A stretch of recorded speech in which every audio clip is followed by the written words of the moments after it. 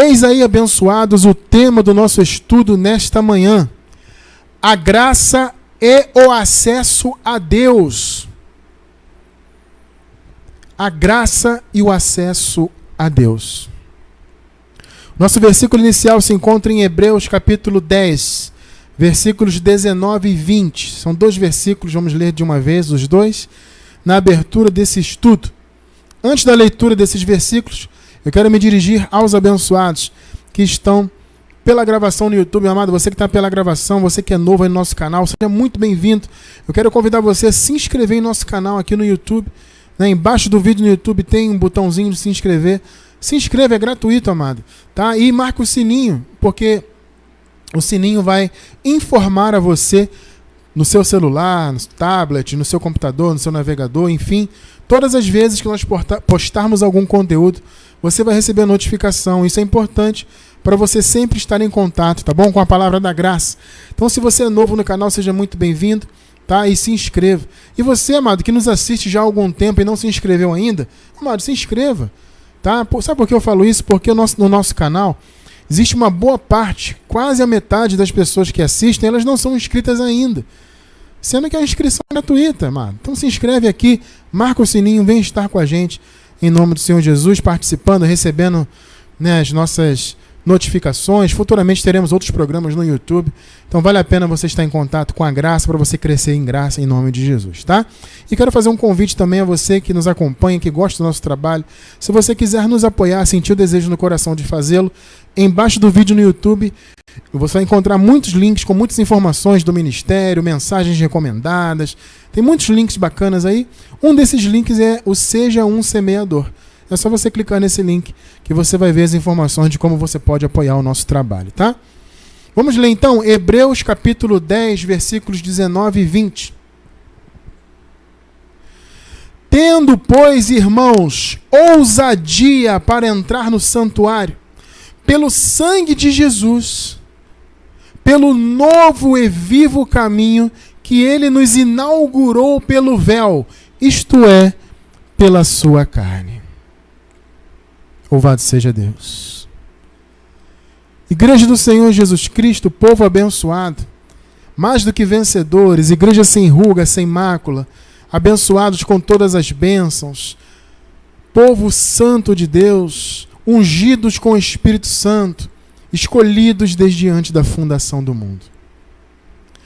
Meus amados, hoje vamos falar de mais uma grande bênção, dentre tantas outras, na verdade todas. O apóstolo Paulo diz, escrevendo aos Efésios, no capítulo 1, versículo 3, o apóstolo Paulo diz que nós fomos abençoados com todas as bênçãos espirituais. Então, meu irmão, eu quero dizer uma coisa para você, meu irmão, minha irmã, vocês que estão ao vivo com a gente agora, ou vocês que estão pela gravação. Todas as bênçãos já estão em nosso espírito, as bênçãos espirituais. Por isso, amado, eu posso dizer que nada nos falta.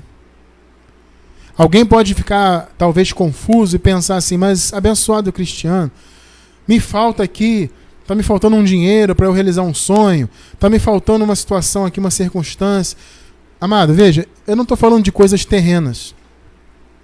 Aqui nessa vida terrena, amado, sempre vai estar faltando alguma coisa. Vamos falar a verdade, né?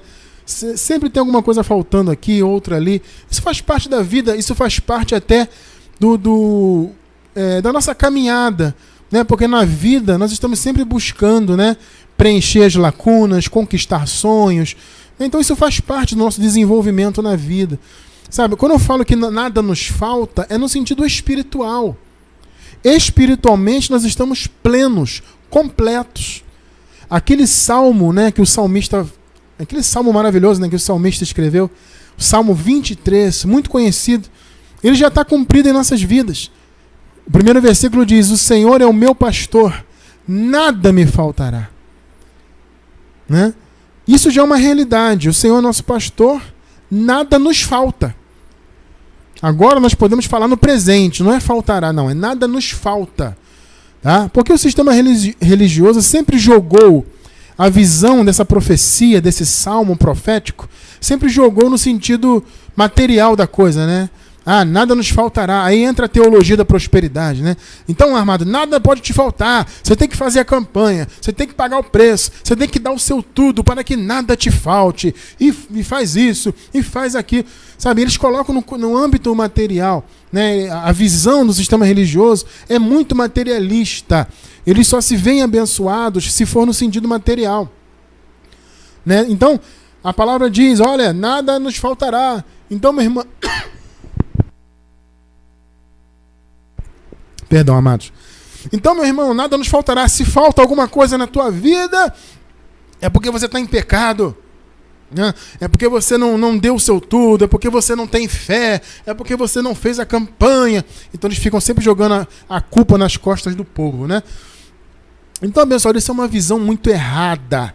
A visão tem que ser espiritual. As coisas de Deus são espirituais. Sabe? O homem natural, como diz a palavra, não entende as coisas do espírito. Mas nós que somos espirituais entendemos e sabemos que a visão tem que ser espiritual. As bênçãos espirituais já estão em nosso interior. Cristiano França, então você é contra dizer que nós temos, né, que confessar, que acreditar, que conquistar. Amado, eu não sou contra nada disso. Tá? Eu não sou contra você sonhar, por exemplo, em ter bens materiais, né? Você sonhar em realizar coisas na vida terrena. Isso, claro que isso não é errado, amado. Só que a nossa vida com Deus, eu sempre digo isso, ela não tem que estar baseada nisso. A nossa vida, a nossa relação com Deus, ela não pode estar baseada na busca pelos bens materiais, pelas conquistas nessa vida, etc. É por isso que vocês olham, nós podemos olhar no sistema religioso, a grande maioria deles, as mensagens deles, né, são sempre voltadas para o motivacionismo. Ou seja, eles só pregam motivação. Não que você vai conquistar, não que você tem que acreditar, porque você está no deserto hoje, mas Deus vai tirar você do deserto, porque isso, porque aquilo outro. É sempre motivação. Eles não pregam o evangelho. Eles usam o evangelho. Marca essa frase aí. O sistema religioso não prega o evangelho. O sistema religioso usa o evangelho. Tá? Eles pegam versículos isolados e ficam só pregando motivacionismo. Motivação para cá, motivação para lá. Isso não é evangelho. Então, abençoados, a nossa visão tem que ser espiritual. Nós já somos abençoados com todas as bênçãos espirituais. E uma delas é o fato de termos acesso a Deus. Nós abrimos um parêntese grande, né? Fizemos uma tangente no assunto, mas voltando agora ao assunto, uma das bênçãos que a graça nos proporcionou é o acesso a Deus. Vejam só o versículo. Vou ler de novo os 2 versículos iniciais. Vou pedir a abençoada para colocar ali. Deixa eu atualizar aqui o meu retorno, que a imagem está bem ruim. Infelizmente, está travando um pouquinho, né? Peço perdão aos amados, está a transmissão. Eu não sei se na gravação vai estar assim, mas na transmissão está travando um pouquinho a imagem, tá? Enfim. Mas vamos ler aqui. Importante mais é o áudio. O áudio é mais importante. Então vamos lá. Hebreus 10, 19 e 20. Tendo, pois, irmãos, ousadia para entrar no santuário pelo sangue de Jesus. Recentemente nós pregamos sobre o sangue de Jesus. E nós vimos que o sangue de Jesus, né, nos deu tantas bênçãos, né? E uma delas foi essa. O acesso ao santuário. Tá? Pode tirar, amada, voltar para a câmera. Vou conversar com os irmãos aqui rapidinho. Vamos entender isso aqui, amados. Por que o apóstolo fala que nós temos agora, pelo sangue de Jesus, ousadia para entrar no santuário? Veja bem, aqui uma figura de linguagem, obviamente, né? O apóstolo Paulo está usando uma figura, uma ideia, porque ele está escrevendo para judeus. Vocês podem notar que a carta aqui é aos hebreus, né? Então Paulo está usando uma linguagem que os hebreus conheciam muito bem. Uma linguagem voltada para o pensamento judaico.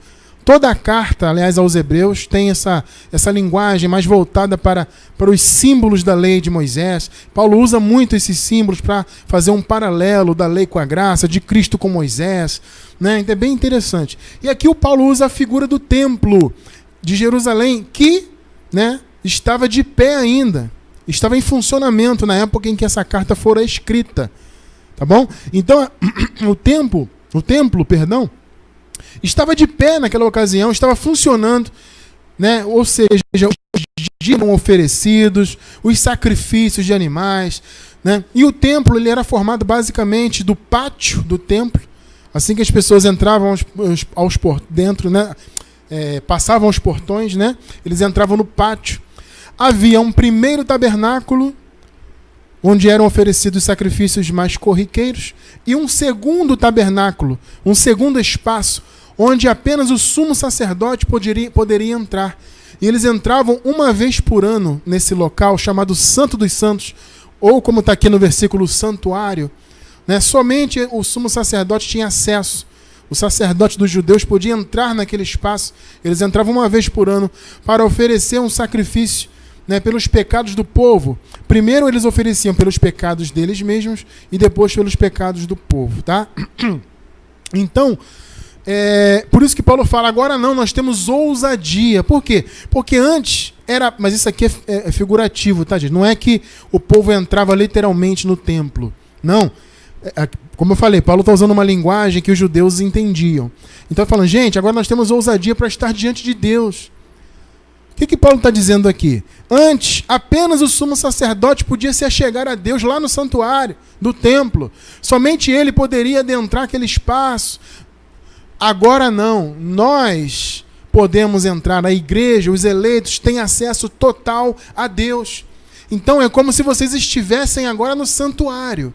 Vocês entendem a linguagem que Paulo está usando aqui? É nesse sentido. O que Paulo está dizendo então? Vocês têm acesso direto a Deus pelo sangue de Jesus.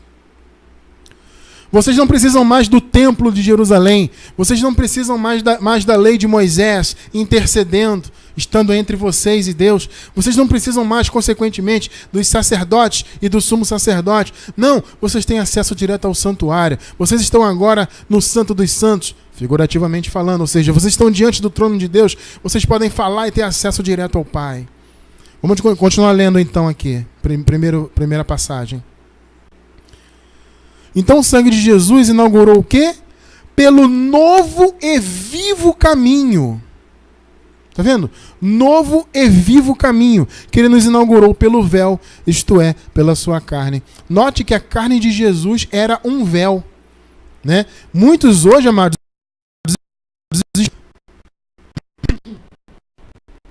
mas hoje não está lá, né? 100%. Me perdoe. Ou seja... Oi? Não precisa não, pode deixar. Se eu precisar eu peço depois, tá? Obrigado, tá? Pelo novo e vivo caminho que ele nos inaugurou pelo véu, isto é, pela sua carne. A carne de Jesus era um véu. Muitos estão antes desse véu, não passaram o véu ainda, né? O véu já se rasgou, né? Ou seja, a carne de Jesus já foi dilacerada na cruz, Jesus já ressuscitou, mas a maioria das pessoas ainda estão antes desse véu. Ou seja, a maioria só enxerga Jesus como Jesus de Nazaré. Eles não enxergam como Jesus ressuscitado, né? Isso é tremendo, né, abençoados? Cristiano, do que você está falando? Embaixo do vídeo no YouTube eu vou deixar um link sobre a questão de Jesus ressuscitado, tá bom? Vou deixar o link aí embaixo do vídeo no YouTube, tá? Para você entender bem esse assunto. Então, amados, agora não, nós já atravessamos o véu. Sabe, nós pertencemos ao Cristo que ressuscitou. Nós estamos numa nova aliança. O véu da lei caiu, foi rasgado.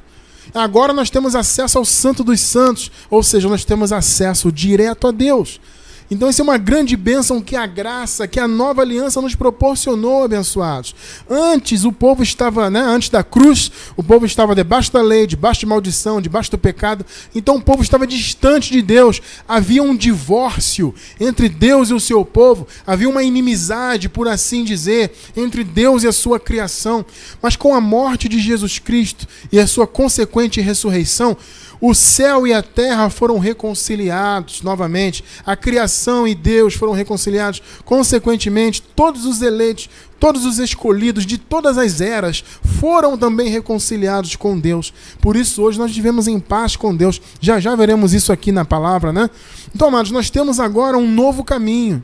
No caminho antigo, na lei, havia sacerdotes, sumo sacerdote, ou seja, havia intermediadores entre Deus e os homens. Isso na lei. O que houve, irmão? Caiu aí a transmissão? Não, né? Tá. Aqui para mim tá tranquilo. O único problema, como eu falei, amados, é que tá travando um pouquinho, tá? Peço perdão aos irmãos aí. Então, abençoados, havia intermediadores, né? Havia pessoas no meio por causa da lei, por causa do pecado, né? Só que agora, amados, nós damos um novo caminho, não mais no caminho antigo, no novo caminho, nós não estamos mais em condenação, não estamos mais em maldição, porque Jesus levou sobre si toda a maldição, não estamos mais debaixo do pecado, estamos livres dele. Aliás, se eu não me engano, na semana passada, nós falamos sobre o pecado. Se você não assistiu ao vídeo da semana passada, assista o estudo. Sabe? Então nós não estamos mais debaixo do pecado. Por isso temos livre acesso a Deus. Aliás, Deus habita em nós. O Espírito de Deus, Jesus habita aqui no nosso coração, no nosso espírito. Então nós temos acesso direto a Ele, meus amados. As promessas, por isso que a palavra diz que as promessas que nós vivemos agora na nova aliança são superiores à antiga. Hebreus 8:6. Vejam só. Agora, porém, o ministério que Jesus recebeu é superior ao deles. Deles quem? Dos sacerdotes da lei. Aqui no contexto, tá? O apóstolo está se referindo aos sacerdotes da lei. Tá bom? Então, o que ele está dizendo aqui? Olha, o ministério de Jesus, que Jesus recebeu, é superior ao ministério da lei, ao ministério dos sacerdotes e do sumo sacerdote. Assim como também a aliança da qual ele é mediador, que é a nova aliança, a graça, é superior à antiga, sendo baseada em promessas superiores. Muito claro, hein? A nova aliança, que é eterna, aliança esta a qual nós já estamos vivendo e viveremos para sempre, ela é o que, segundo nós acabamos de ler? Ela é superior à antiga. Então as promessas são superiores. Antes, maldição, tinha que ter a lei para intermediar, né? A lei para que o povo tivesse algum tipo de relação com Deus, ainda que distante. Aí, para que houvesse nessa relação, tinha que ter sacerdotes e o sumo sacerdote, o oferecimento de sacrifícios, etc, etc. Né? Muita coisa. Né? Aí a lei da maldição, do pecado e tudo mais. A nova aliança ela é superior por quê? Porque não há pecado, estamos livres dele. Né? Estamos livres do império das trevas, livres da condenação. E hoje vivemos num novo e vivo caminho com acesso direto a Deus. Então a aliança realmente é superior. Por quê? Porque o único que realmente podia fazer essa intermediação eterna foi Jesus. O único homem, né? Jesus como homem, foi o único homem que pôde intermediar Deus e os homens. Porque Jesus era, por assim dizer, o próprio Deus manifestado. Ou seja, o Pai estava manifestado no Filho. O Pai, que é o Senhor, o Espírito, o Criador, estava manifestado no Filho, no corpo do Filho. Né? Por isso que a palavra diz que Jesus, inclusive atualmente, né, e para sempre, ele é a imagem do Deus invisível. Porque Deus, o Pai mesmo, você não vê. O Espírito, você não vê Espírito. O Espírito não é para ser visto. Você vê o corpo. Por isso que Jesus chegou, né, diante do Felipe. Perdão, amados, hoje está bem difícil a voz. Mas vamos lá, vamos até o final, se Deus quiser. Então, por isso que Jesus chegou, né, e o abençoado lá estava atordoado porque via Jesus falar do Pai. Mas Jesus, você fala tanto do Pai, mostra-nos o Pai. Aí Jesus falou, poxa, você está com a gente, está comigo esse tempo todo e você não me viu ainda? O que Jesus quis dizer? Eu sou o Pai manifestado. Eu sou filho? Sim, mas o Pai está em mim, você está vendo o Pai em mim. É isso que Jesus falou. Eu e o Pai somos um. Como dizes tu, mostra-nos o Pai? Tremendo, né? Então, o homem Jesus, que nasceu do ventre de Maria, manifestando o Pai, né, o Espírito Criador, veio para morrer por nós. Esse foi o único intermediador verdadeiro e eterno entre os homens, os eleitos de Deus. Quando fala homens aqui, claro, está incluído as mulheres, tá, abençoados, obviamente, né? O homem aqui não é gênero, o homem aqui é no sentido de ser humano, né?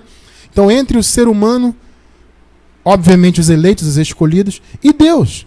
1 Timóteo 2, versículo 5, Depois vamos ler o 6 também. 5. Porque há um só Deus e um só mediador entre Deus e os homens. Um só mediador. Existe, olha só, amados. Pode deixar o versículo aí, abençoado. Eu vou fazer um comentário rápido aqui. Vejam só. Existem muitos hoje que se colocam como intermediadores. Tem muitos aí hoje que se colocam como sacerdotes, sumo sacerdote, pontífice. Né? Já vamos falar um pouquinho disso já já. Muitos se colocam como? Eu faço a intermediação. Para você falar com Deus, você precisa de mim. Não, amado. O único verdadeiro intermediador foi Jesus manifestado como homem. Então, há um só mediador entre Deus e os homens. Jesus Cristo, homem. Ou seja, aqui está falando de Jesus de Nazaré. Tá? Versículo 6, vejam só. O qual se deu a si mesmo, tá vendo? Está falando de Jesus de Nazaré.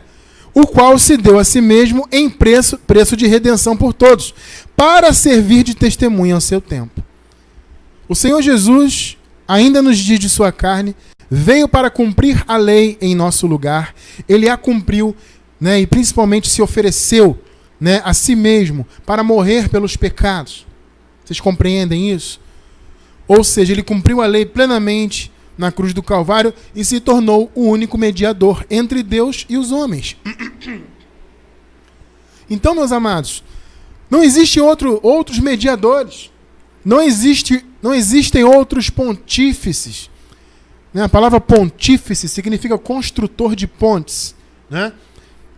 Então não existe nenhum construtor de pontes atualmente entre Deus e os homens. A nossa ponte entre Deus e os homens é Jesus. Agora, claro, como Jesus Cristo ressuscitado. Né? Porque Jesus de Nazaré passou. Agora nós pertencemos ao que ressuscitou. Tá? Então Jesus ressuscitado, primeiro ele veio, se manifestou como homem, morreu na cruz do Calvário, né? E ressuscitou. Ele é o único que faz esse meio, que liga o homem a Deus. Por quê? Porque Jesus, ele foi homem nesse mundo e ele é homem até hoje, só que glorificado. Jesus, ele tem um corpo, como nós teremos.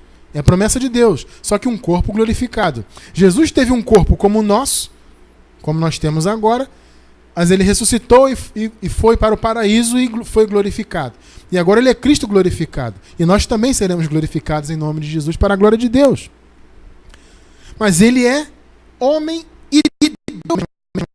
Ele é visível. Vocês compreendem? Então ele fez a mediação, ele fez a ligação, ele fez a reconciliação entre Deus e os homens.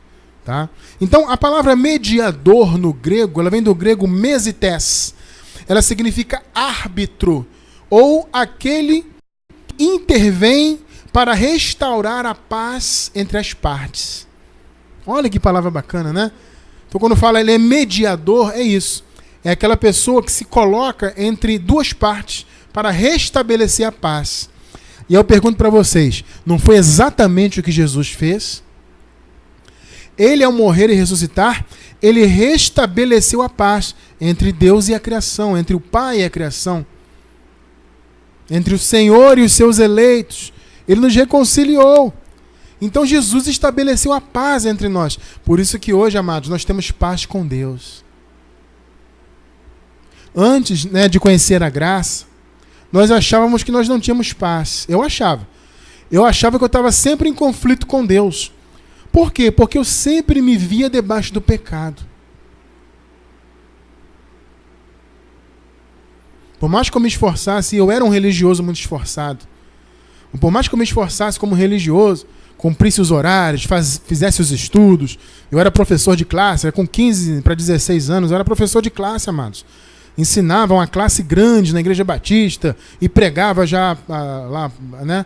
Não a graça, obviamente, mas pregava já, entendeu? Então eu tinha todo aquele desempenho religioso, eu era muito fervoroso com tudo isso, mas ainda assim eu me via sempre em pecado, eu me via sempre distante de Deus, achava que Deus sempre ia pesar a mão, sabe? Eram essas coisas. Por quê? Porque eu não me via, não me sentia em paz com Deus, porque a religião não deixava. Mas quando a graça foi revelada, eu passei a entender que hoje, aliás, não hoje, desde que eu nasci, eu já nasci em paz com Deus. Eu só não sabia disso. Mas hoje eu usufruo dessa paz porque eu compreendo. E você também, amado irmão que está aí, você pode e deve usufruir da paz que você tem com Deus. Deus não olha para você mais e quer te condenar. Vou tirar tua salvação, eu vou pesar a mão em você. Sabe? Não, Deus não quer fazer isso. O máximo que Deus faz é corrigir, é açoitar, mas isso com amor, no sentido... Por quê? Porque Deus ama, né, o filho. E o pai que ama o filho, ele corrige. Então o máximo que Deus faz é isso, é corrigir e açoitar o filho para que o filho caminhe no caminho bacana, correto. Mas Deus não quer pesar a mão no sentido de tirar a salvação, de desgraçar você, destruir a sua vida. Não, amado, pelo amor de Deus. Deus olha para você e te vê um abençoado, um filho dele, um eleito dele, um ungido dele, mais que vencedor. É assim que Deus te vê. Nós estamos em paz com ele. Romanos 5, versículos 1 e 2. Versículo 1. Justificados, pois, pela fé, temos o quê? O quê? Paz com Deus. Por nosso Senhor Jesus Cristo. Está vendo, amado, o que Jesus fez por nós ao derramar o seu sangue? Ele estabeleceu a paz. Versículo 2. Por quem obtivemos também, olha só, o nosso acesso. Está vendo, amado? Nós temos acesso. A quê? Pela fé a esta graça. Se hoje temos acesso a Deus, temos paz com Deus, por que nós temos isso? Obtivemos pelo jejum, pelo sacrifício, por subir ao monte, por comer Páscoa, por dar dízimo? Não. Nós alcançamos esta graça de ter paz com Deus por meio de Jesus, por meio do que Ele fez por nós, né? Graça esta na qual estamos firmes e gloriamo-nos na esperança da glória de Deus. Louvado seja Deus. Amado, nós nos gloriamos na esperança da glória. E como eu sempre digo, a esperança em Deus é uma certeza. Então nós nos gloriamos na certeza da glória. Nós temos certeza da glória, que em nós há de ser revelada. Então, abençoados, nós já temos paz com Deus. O Senhor é o único mediador. Sabe? Então não existe esse negócio de pessoas intermediando. Ah, vou ali falar com o sacerdote para ver se ele fala com Deus por mim. Ah, porque o Papa, vou pedir o Papa para orar, para rezar, interceder, para impor as mãos sobre mim. Eu vou pedir o bispo, eu vou pedir o pastor. Ele é o único que pode me intermediar. Não, amado, não existe isso. Toda ovelha tem acesso direto a Deus. Tá? Então essa história, por exemplo, do Papa, né? E eu falo isso com todo respeito a você que é católico. Tá? Se você é católico e está me assistindo, eu falo com todo respeito. Eu não estou aqui para atacar a sua fé. Eu estou aqui para te falar a verdade. Se a verdade vai doer no seu coração, amado, eu já não posso fazer nada. Mas eu espero que você esteja, peço a Deus, né, em nome de Jesus, que você esteja com o coração aberto para entender essa verdade. Essa história do Papa ser o pontífice, como eu falei agora há pouco, né, pontífice significa construtor de pontes. Ou seja, no sentido de que Papa é que é a ponte entre Deus e os homens. Amado, isso é uma heresia tremenda.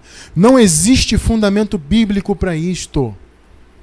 Os católicos rejeitam a ideia da tradição deles. Só que, amados, vocês se lembram que o próprio Jesus disse que a tradição tirava o poder da palavra? É claro que à época ele se referia à tradição lá dos judeus, da lei. Mas, amado, isso vale para qualquer tipo de tradição religiosa. Naquele contexto, Jesus se referia à tradição da religião judaica, mas qualquer tradição religiosa ela tem esse mesmo poder de anular a palavra. Então os católicos tiram muitas dessas heresias que eles vivem dessas tradições. Isso não faz sentido, abençoados. O Papa não é construtor de pontes, coisa nenhuma. A ponte entre Deus e os homens foi Jesus, nós vimos aqui. Foi e é para sempre. E vocês compreendem isso? Então não existem esses intermediadores, né? Eu vou lá na campanha do apóstolo ali, porque ele é um homem de Deus, sabe? Ele tem acesso a Deus. Então eu vou lá para o apóstolo passar um óleo na minha cabeça. Amado, isso não faz sentido. Você tem acesso a Deus direto. Você não precisa de nenhum homem. Entende? Agora, de repente, você vai se perguntar, mas o abençoado, quer dizer então que você está dizendo que não existe mais intercessão? Não há pessoas intercessoras? Nós não temos mais que interceder uns pelos outros? Calma, amado, vamos chegar lá. Veja bem, existem dois tipos de visões a respeito da intercessão. Tá? Existe a visão católica, que é essa, né, que coloca um homem como a ponte entre Deus e os homens, né? E também tem um outro detalhe. Além disso, os católicos acreditam que aquelas pessoas, aqueles irmãos que já morreram na carne, também seguem intercedendo por nós. Então, além deles entenderem que o Papa é um intermediador, eles entendem nessa visão da intercessão, eles entendem, né, que além do Papa, né, dos padres que fazem intercessão, né, tanto que o padre recebe a confissão dos pecados, entre aspas, né? Então, tudo isso é o quê? Uma forma de intermediar.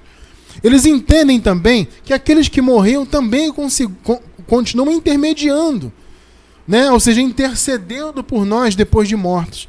Amados, vejam bem, isso não tem fundamento bíblico. Nós que estamos na graça, para nós só serve a palavra. Em especial as 14 epístolas de Paulo, obviamente. E ali são nas 14 epístolas que a graça está ali resumida e compilada. Então, para nós, amados, só vale a palavra. Só vale a Bíblia. Entende? Os católicos... mas o Cristiano França, se não tem na Bíblia esse entendimento, de onde que os católicos retiram, então, essa visão deles? Foi o que eu falei agora há pouco. Eles retiram da tradição deles. Mas na Bíblia não tem. Não há qualquer menção na palavra de pessoas que morreram e continuaram intercedendo por nós. Eu, particularmente, desconheço. E olha, amado, que eu estudo a Bíblia há muitos anos. Se tiver, eu desconheço, mas eu creio que não tem, eu nunca vi. Não existe na real. Então isso é uma visão errada, herética. Tá? Agora, existe uma visão que é correta em relação aos intercessores. Veja, a palavra nos ensina a nós orarmos uns pelos outros. Isso é uma forma de interceder. Pessoas vivas, que ainda estão vivas, estão nessa vida. Quem morreu, amado, já está em outro plano. Quem morreu já está na eternidade. Nós que estamos vivos aqui é que oramos, auxiliamos uns aos outros. Vocês compreendem isso? Esse tipo de intercessão é correta. Então, quando eu oro por alguém, eu estou intercedendo alguém, mas veja bem, não significa também que eu tenho mais acesso que o outro. Vamos dizer que a minha esposa chega e fala: abençoado Cristiano, meu querido, ore por mim. Eu digo: amém, meu amor, vou orar. Não significa que eu tenho mais acesso do que ela. Tá? Ela tem o mesmo acesso a Deus que eu. Só que quando alguém pede para você orar por alguém, é no sentido de ajudar na fé. Então, eu tenho a minha fé. Eu uno a minha fé com a fé da Juliana. A Juliana une a fé com a fé da minha mãe, com a fé de outros irmãos e da mãe dela. Ou seja, há uma união de fé e a nossa fé se fortalece nisso. Então, neste sentido, a intermediação ou a intercessão é válida. Mas, repito, temos que ter sempre em mente que não é uma... Cristiano França tem mais acesso a Deus. Ele é homem de Deus, ele ora, Deus ouve ele. Não, Deus me ouve, mas ouve a você também, a todos nós. Tá? Agora, quando nós pedimos, irmão, ore por mim, é no sentido de me ajude com a sua fé também. Una a sua fé com a minha. Tá claro? Tá bom? Então, a intercessão, a intermediação, no sentido de que há um homem especial que faz a ponte, o Papa, isso não existe na Bíblia. Tá?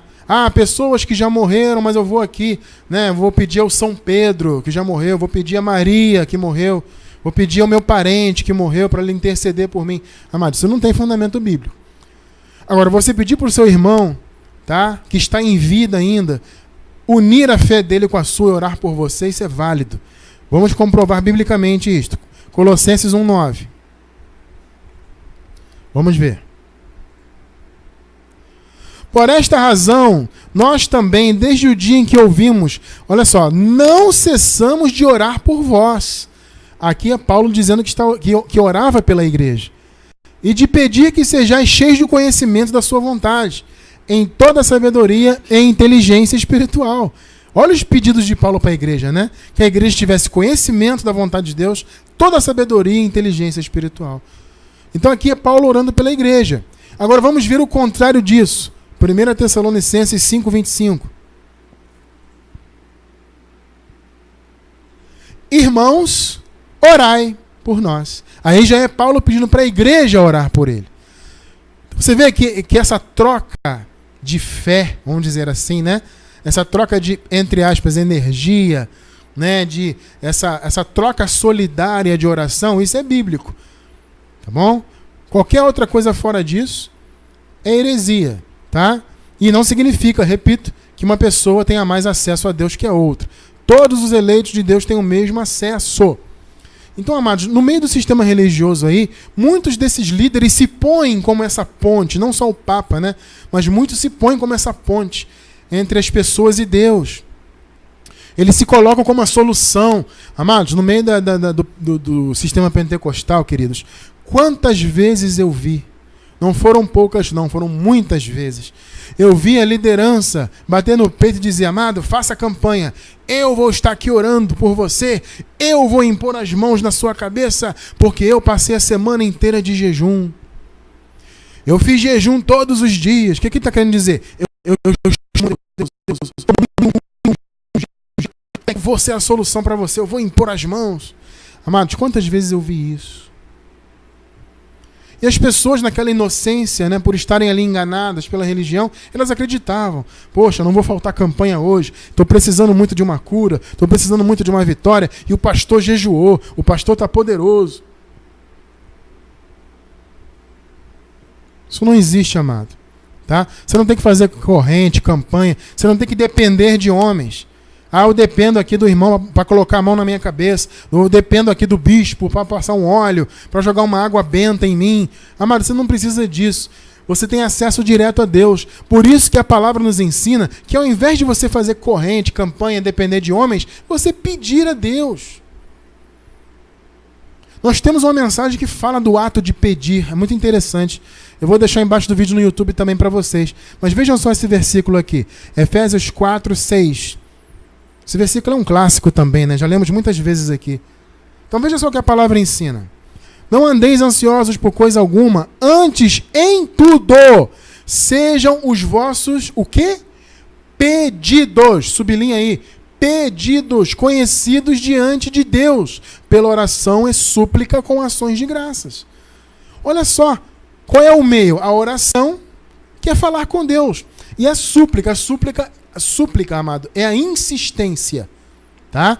Então você ora, se for necessário você insiste. Esses são os meios que a palavra ensina.